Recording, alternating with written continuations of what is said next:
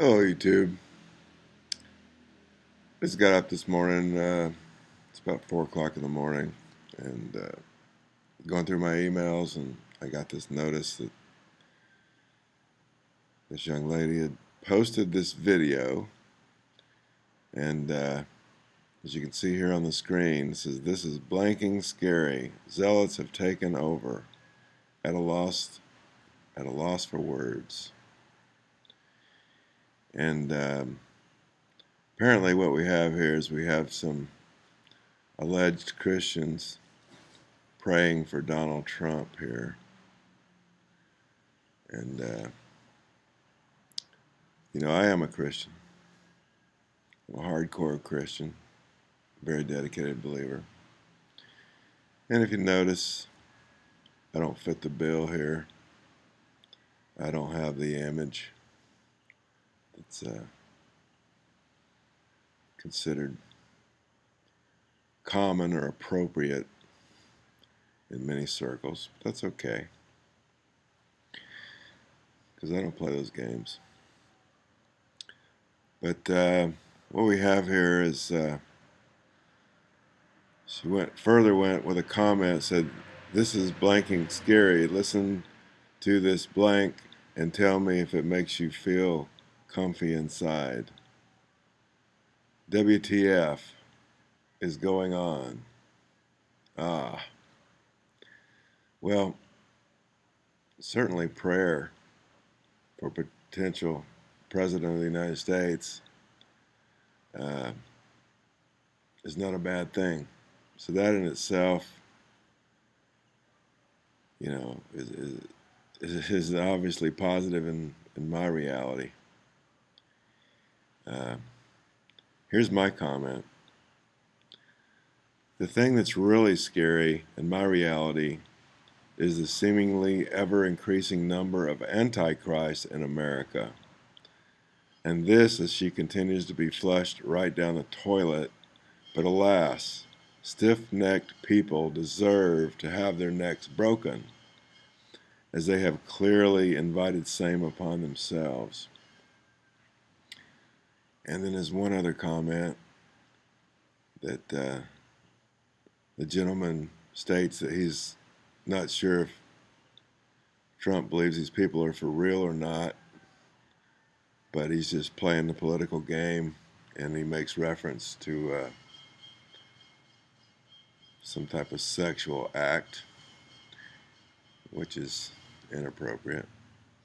But, I just wanted to bring this to your attention because this is the reason America's in the shape it's in today. We've thrown God out of the country. We've thrown God out of the schools. We've legalized killing unborn babies. We call it mother's rights, as though the babies don't have any rights at all. We've got a flaming homosexual in the White House, married to a dude in a dress. And, he's about to get us in World War III.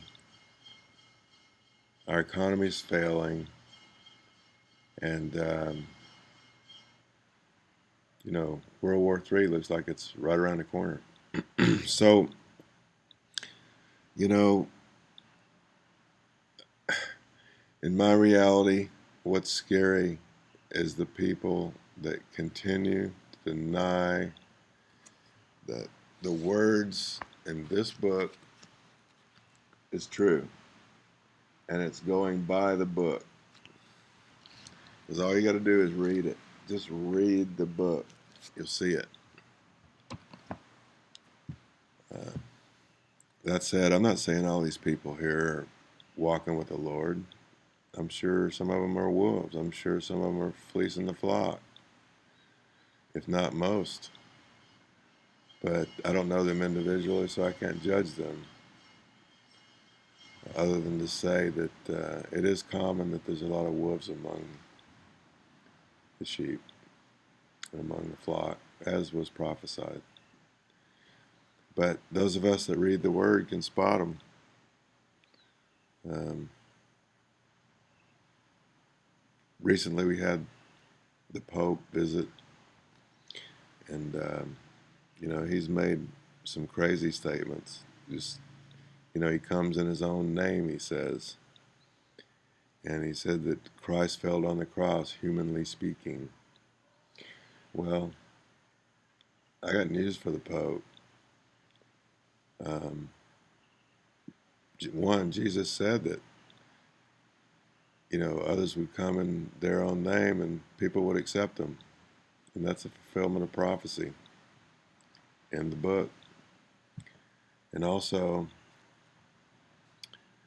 um,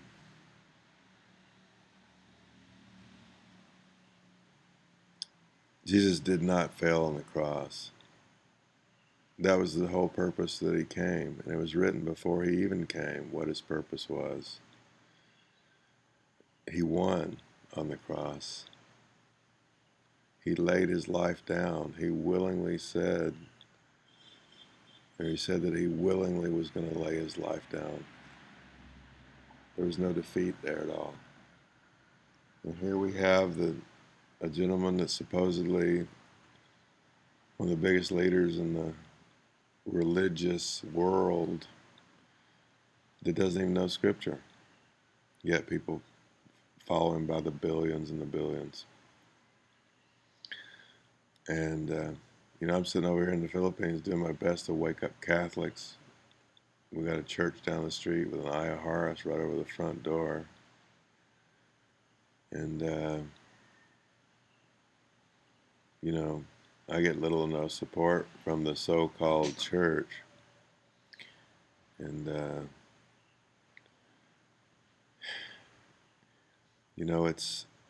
it seems like it's all about money. People think that, Trump's going to come in and turn the economy around. Everybody's going to be happy and prosperous and all that again. But, even if that were true, even if he could turn the economy around, which I don't think is going to happen, if he is elected, the word says that what does it profit a man to gain the whole world and still lose his soul? You can have it all and still be lost. Or you could have almost nothing and still be really rich.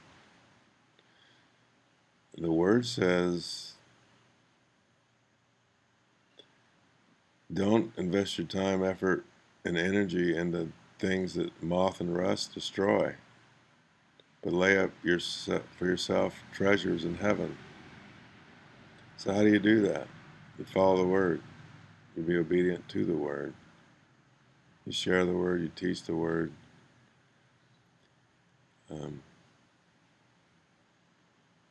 You rebuke if necessary. You reproof if necessary, because that's what the word is for. And yes, you do have to judge. And a lot of Christians will say, I don't judge. Well, no, we're supposed to judge. That's our job, is to judge. What Jesus actually said was, don't judge. If you have a log in your own eye, get the log out of your own eye. Then you can see to get the mote out of your brother's. So, in other words, make sure you're running a clean, tight ship with the Lord before you start judging, because you will be judged by the same measure that you judge. So, I can't tell you how many times a day I see Scripture twisted, distorted, misquoted, misapplied, and it seems like few get it.